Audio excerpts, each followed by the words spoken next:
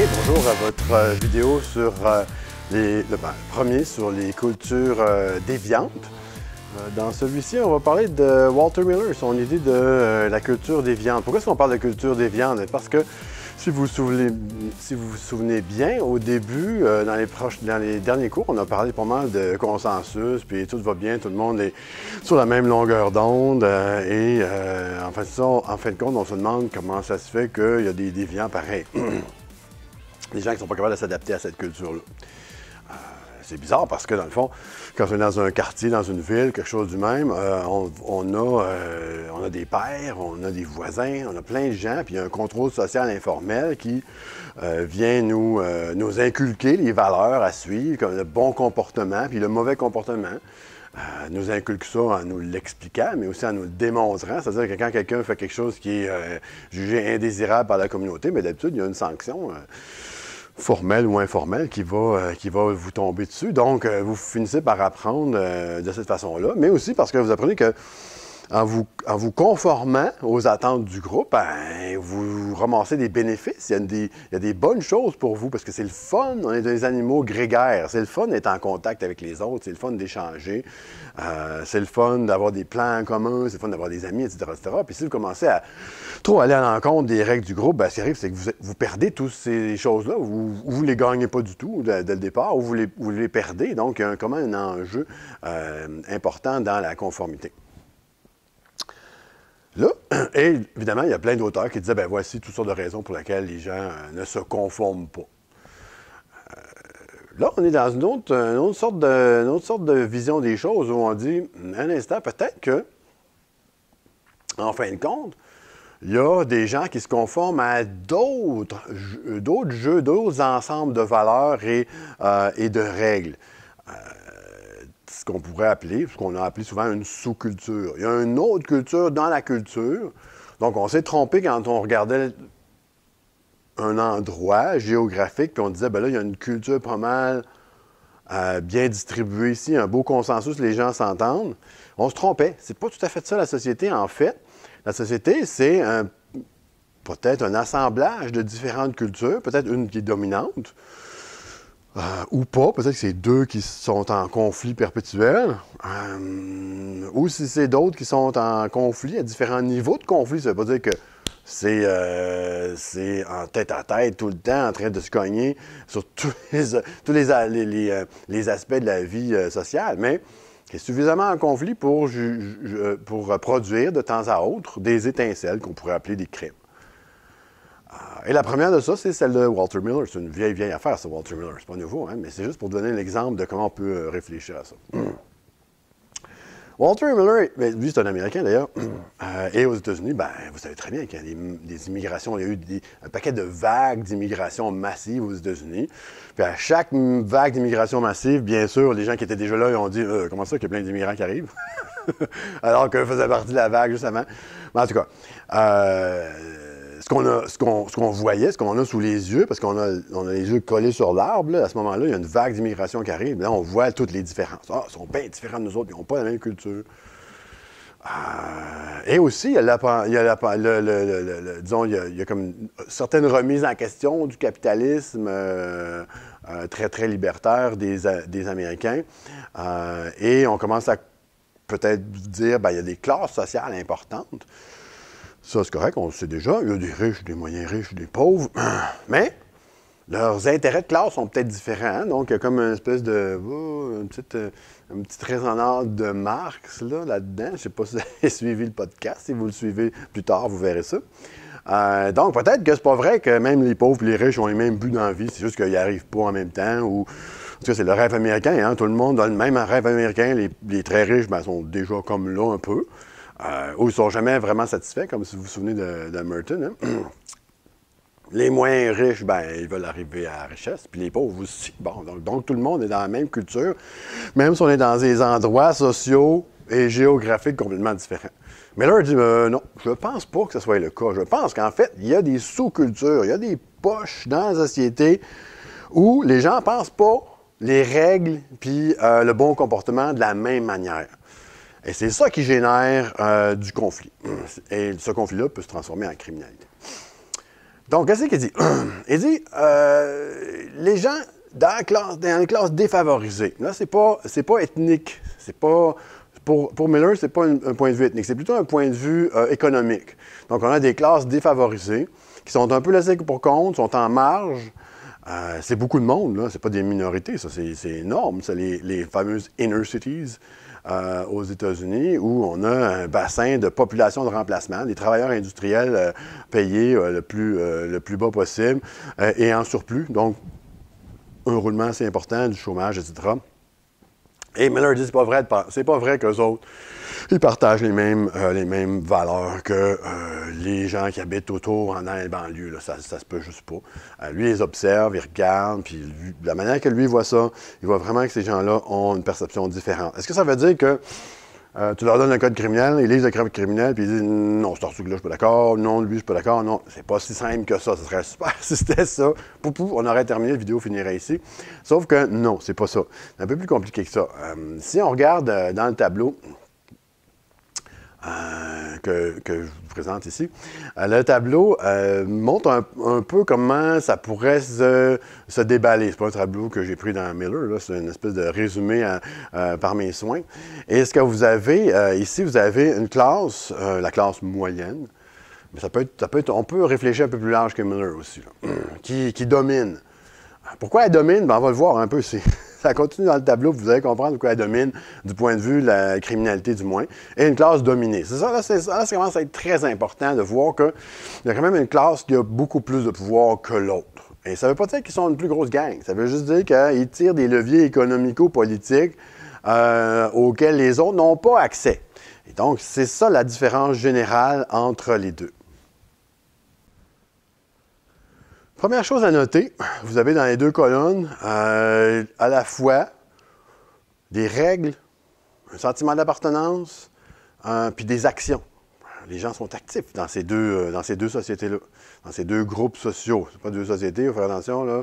Deux sous-cultures, deux cultures. Et vous avez à la fois les mêmes éléments généraux d'action, puis des choses qui viennent gérer les actions. Et ça, c'est super important. Dans ces deux cas-là, vous avez la même chose. Là, où ça commence à se différencier, par exemple, c'est quand quelqu'un, dans un groupe ou dans l'autre, fait une action qui va à l'encontre des valeurs du groupe ou de l'autre. Alors, quand vous avez quelqu'un qui fait une action qui est répréhensible, qui est jugée mauvaise ou irritante ou peu importe, vous avez des réactions dans les deux côtés, des réactions de gens qui disent, bien, voici une déviance. Cette personne-là est déviante. Cette action-là est déviante. Cette personne-là est déviante.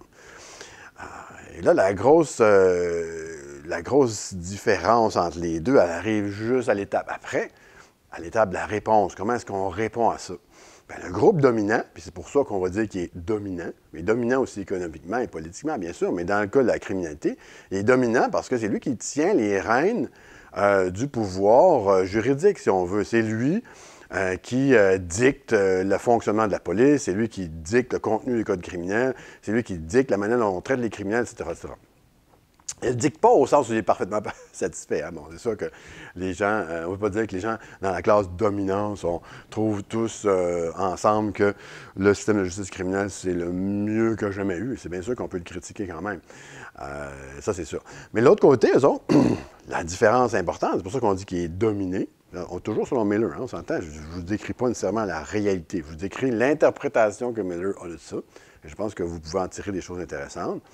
L'autre côté, eux autres, ben, quand il y a un membre qui viole les règles internes, ben, il n'appelle pas la police. Ils vont régler ça à l'intérieur. Il va y avoir un contrôle local, un contrôle social local qui va s'abattre sur cette personne-là. Et ces gens-là n'ont pas beaucoup accès au système de justice criminelle ordinaire. La raison, est multiple, évidemment. C'est que, à l'époque de Miller, c'est beaucoup plus sensible, beaucoup plus évident qu'aujourd'hui. La police ne traitait pas du tout, mais même pas proche, ne traitait pas du tout ces classes sociales-là de la même manière. quand la police s'en allait dans un ghetto, un inner city, ils se concevaient beaucoup plus comme des chevaliers anti-crime qui sont dans un environnement hautement criminalisé. Et donc, l'ensemble de la population qui est là, pas nécessairement tous des criminels, mais certainement pas des gens qui sont bien d'accord avec la police ou qui vont coopérer avec la police, etc. Donc, la police se voit vraiment comme en conflit. Ils sont dans une zone où ils ne sont pas acceptés. Et donc, ces personnes-là perçoivent très bien ça de la police. Et les chances qu'ils s'adressent à la police, à moins que ce soit un crime spectaculairement grave, là, les chances qu'ils s'adressent à la police avec la déviance de tous les jours, la petite criminalité, étaient quand même assez faibles. Donc, il y avait un jugement interne. Le jugement du groupe dominant se transforme en appareil étatique, officiel, juridique, avec toutes les institutions qui vont avec. Puis, par contre, dans l'autre sens, le jugement du groupe qui est dominé, lui, ben, il reste à ça. Il reste à son jugement local, qui peut s'exprimer dans une intervention locale, mais ça n'ira pas au-delà de ça. Quel est le résultat de ça? Bon, c'est sûr que tout de suite, en premier, on peut bien voir que si les règles des deux côtés étaient exactement les mêmes, ça ne ferait pas une grosse différence. Aux endroits où les règles ne sont pas les mêmes et que le comportement qui est jugé correct dans le groupe dominé est jugé pas correct dans le groupe dominant, bien là, vous avez automatiquement la production d'une criminalité parce que le groupe dominant va regarder ces actions-là, de l'autre bord de la clôture, puis ils vont dire « Mais non, comment ça qu'ils font ça? » Donc, ils vont eux-mêmes mobiliser l'appareil étatique pour aller faire la police de l'autre bord de la clôture dans le quartier défavorisé. Mais c'est pas ça qui est le nœud de l'histoire. Le nœud de l'histoire, c'est pas ça, c'est la façon dont cette relation-là dominant-dominé, donc proximité ou aliénation face au système officiel, étatique, appelez ça comme vous voulez, contrôle social officiel, ça produit une culture particulière dans le groupe dominant au sujet de ce qui est criminel et non criminel. Et Miller va nous dire qu'il y a 6 facettes. Il ne nous décrit pas le contenu vraiment au complet de cette culture-là. Pourquoi? Parce que ça peut changer dans le temps, dans l'espace, d'une ville à l'autre, etc., d'un sous-groupe à l'autre. Donc, on peut commencer à faire des listes, puis après ça, les ajuster, puis faire un million de listes différentes. On y va juste avec des aspects quand même assez larges. Le premier, c'est trouble, ou les difficultés, mais évidemment, il faut entendre, difficultés avec le système judiciaire. Et les comportements des gens doivent être conçus de cette façon-là. Vas-tu être en difficulté avec les cops? Les cops sont là, ils te regardent. Vas-tu te faire ramasser ou pas? Mais ça devient un jeu un peu de chat et la souris. Est-ce qu'on est capable de continuer d'agir comme on le fait toujours sans être en trouble? Deuxième, toughness, ou la dureté. On est capable de résister. Justement, si on est dans le trouble, on est capable d'être tough. On est capable de résister, de continuer notre affaire pareil, et on n'est pas victime de nos émotions, etc. On est tough. L'autre, smartness. Smartness, mais pas au sens d'un quotient intellectuel super élevé. C'est le quotient intellectuel plus ou moins important. C'est pas de l'intelligence. Smartness, c'est la ruse. Est-ce qu'on est capable est-ce qu'on est capable d'inventer des petits stratagèmes pour inventer des nouvelles petits trucs de fraude ou s'échapper des pouvoirs établis ou, etc., soutirer un avantage ou un bénéfice auquel, normalement, on n'aurait pas droit. Ça, c'est le côté smartness. On est capable de faire ça. C'est l'astuce, la ruse. L'autre, c'est l'excitement.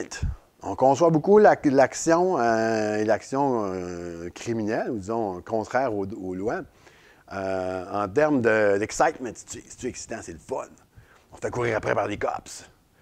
Et donc là, s'installe, au lieu d'un respect pour l'autorité policière, comme quasiment un petit peu le goût d'aller les piquer un peu pour voir comment ils vont réagir, puis est-ce qu'on est capable de se tirer d'affaire.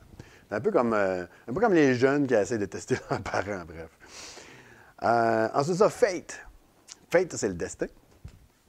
Et donc, en fin de compte, tu peux pas... ça donne rien d'aller d'aller étudier ou d'essayer de trouver une nouvelle job, ou etc., etc. La façon dont les choses sont organisées dans le quartier, pour ton genre de personne, ben ça écrit pas mal ta biographie à l'avance. Et tu pourras pas faire autre chose. Tu ne deviendras pas un docteur, pas vrai. Tu ne deviendras pas le maire de la ville. Tu es comme poigné là. C'est ton destin. Fait que, bref, essaye pas de te conformer à un autre set de règles ou de valeurs, de t'habiller différemment ou de faire quelque chose de différent. Ça donne rien. Toi, tu es là-dedans. Essaye de tirer ton épingle du jeu là-dedans, par exemple. Utilise ton smartness pour tirer ton épingle du jeu, mais ça va être ça pas mal, ta biographie. Elle est déjà écrite à l'avance. Et en fin de compte, autonomy. Autonomy, c'est vraiment la capacité d'être son propre maître, d'être capable de se séparer, de ne pas avoir besoin des autres, de ne pas avoir besoin de la société en général, etc., etc. Donc, d'être capable vraiment d'être son propre entrepreneur, que ce soit criminel ou non, et de pouvoir se tirer d'affaires. Oui, c'est quand même lié aussi à l'idée de smartness. Hein? Smartness puis autonomie, c'est sûr que ça va un petit peu avec les deux, un avec l'autre. Donc, qu'est-ce qu'on fait avec ça? C'est sûr que si on regarde grosso modo, puis on dit, ben ça, c'est la raison pour laquelle il y a de la criminalité, c'est bancal un petit peu. On a vu plein de places qu'en fin de compte, sur à peu près les grandes lignes du code criminel, il y a effectivement une sorte de consensus. Est-ce qu'il y a vraiment un consensus sur les moyens, puis les buts, puis tout ça? Là, Merton, il vient nous jeter une roche dans ce taux-là du consensus, puis il dit, wow, on peut être consensuel, puis aller à l'encontre d'une autre sorte de... Parce qu'il y a différentes couches de son consensus, en fin de compte. Des fois, on s'entend sur des choses, puis pas sur d'autres. Puis ça peut venir en conflit, ces deux choses-là. Hein? Ça, c'est Merton. Mais de penser qu'il y a des poches ou des poches sociales, socio-culturelles, où les gens agissent de façon différente parce qu'ils réfléchissent à la réalité différemment. Bon, cela dit, c'est sûr que le point de vue de différentes classes ou différentes ethnies et ou différentes populations locales sur une carte d'une ville ou d'une province ou d'un pays, ça a des bonnes chances d'être différent. Mais là où ça accroche pour les criminologues, c'est que cette différence-là, elle n'explique pas tant que ça la criminalité. Donc, c'est difficile de voir vraiment la puissance de cette explication-là. L'autre affaire, évidemment, c'est que si à chaque fois qu'il y avait une culture un peu différente, ça générait une culture où la criminalité est correcte. C'est correct si tu te mesures au système du moment que tu tires ton épingle du jeu. Je pense qu'on aurait pas mal plus de criminalité. Donc, ce serait une théorie qui surprédit, a prédit beaucoup plus de criminalité qu'il y en a en réalité. Parce qu'en réalité, ouais, il y en a plein des sous-cultures, mais ça génère pas pantoute autant de crimes qu'on devrait s'attendre si la théorie est bonne. Cela dit, c'est quand même intéressant de voir que, je pense que Miller, on peut le suivre là-dedans, c'est que les grandes lignes de ce qui est dans le code criminel, on s'entend peut-être là-dessus, mais le fine print, le détail, un peu moins. Hein? Si on regarde la légalisation du cannabis, par exemple, oui, en fait, il n'y a pas une légalisation, hein, c'est une décriminalisation. On a sorti plusieurs articles du code criminel, mais il y a tellement une énorme réglementation qui s'est écrasée sur nous pendant ce temps-là que finalement, on est dans un cadre légal qui est peut-être plus rigide qu'avant. Bon, évidemment, il n'y a pas les mêmes conséquences puisqu'on n'est pas dans le code criminel, donc il n'y a plus de sanctions criminelles de genre prison, etc. Mais il y a d'autres sortes de sanctions qui s'appliquent pour tout un paquet de comportements qui n'existaient pas avant. Parce que quand on l'avait interdit en bloc, on n'avait pas itémisé ces comportements-là. Tandis que là, on itemise les comportements. Puis là, il y a une série de différents types de réglementations qui vont s'attacher à chacun de ces différents comportements-là qui n'existaient pas avant. Fait que là, on est dans un cadre où il y a plus de lois au sujet du cannabis qu'il y en avait avant. C'est juste que c'est des lois moins sévères. L'important là-dedans, c'est de voir que c'est pas nécessairement toutes les classes sociales qui sont bien d'accord pour dire oui, ça, c'est la bonne façon de faire. Si vous regardez dans la légalisation de tout plein d'autres choses, ou l'interdiction, tout plein d'interdictions aussi, puis vous allez dans différentes sphères culturelles, dans différents réseaux sociaux, vous allez voir que les gens ne pensent pas les choses de la même façon partout. Et pourtant, le code criminel finit par changer, puis en général, il finit par changer pas mal dans la direction qui est essentiellement voulue par les élites et les gens qui contrôlent la politique. Donc, ça veut dire pour une grande partie aussi la classe moyenne qui a un poids assez important dans la politique. Souvenez-vous comment les politiciens sont tout le temps en train de parler de la classe moyenne, classe moyenne, classe moyenne, classe moyenne. Évidemment, la définition de ce que les autres appellent la classe moyenne n'est peut-être pas démographiquement correcte, mais en tout cas, on voit qu'ils en font grand comme. Et les gens eux autres disent venez la classe moyenne, ils disent moi je parle au nom de la classe moyenne et je veux ça, je veux ça, je veux ça. Donc la classe moyenne veut ça, veut ça, veut ça. Ben on y acquiert assez rapidement un pouvoir politique plus élevé que les autres. Mais est-ce que ça veut dire que ces intérêts-là sont reflétés dans tous les autres secteurs culturels de la société? Non, pas du tout. Qu'est-ce qu'il reste à dire là-dessus? Bon. Dernière chose, quand on parle de culture, faites bien attention à la culture au point de vue purement sociologique. Donc, ce que les gens pensent savoir au sujet de la réalité qui est autour d'eux autres. C'est ça la culture. Okay? On va prendre ça vraiment super large. Tu n'as pas plus ou moins de culture que tu aies lu plus ou moins de livres. Okay? C'est pas ce genre de culture-là. C'est vraiment la culture qui dit comment est-ce qu'on réfléchit au social dans notre groupe, nous autres. Et c'est là que le conflit de culture commence à exister.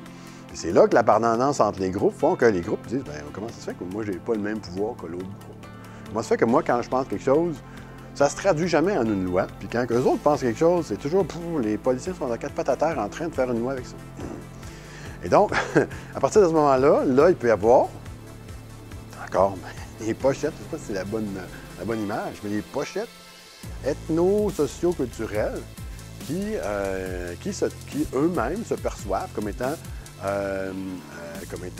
dominés. Pas dominés au sens où on leur donne des coups de fouette et on les met en prison, mais dominés au sens où leur opinion a beaucoup moins de valeur que celle des autres groupes. Bon, peut-être qu'eux autres idéalisent cette chose-là aussi, puis qu'ils ont l'impression qu'il y a des groupes sociaux qui font la pluie et le beau temps, alors que finalement, c'est pas vraiment vrai. Okay? C'est pas vraiment vrai que la classe moyenne, là, comme dans Miller, est hyper dominante, puis elle a ce qu'elle veut toutes les fois. C'est clairement pas vrai. Il est possible que les classes dominées idéalisent ou exagèrent fortement le pouvoir de l'autre. C'est pas grave, ils se sentent dominés pareil.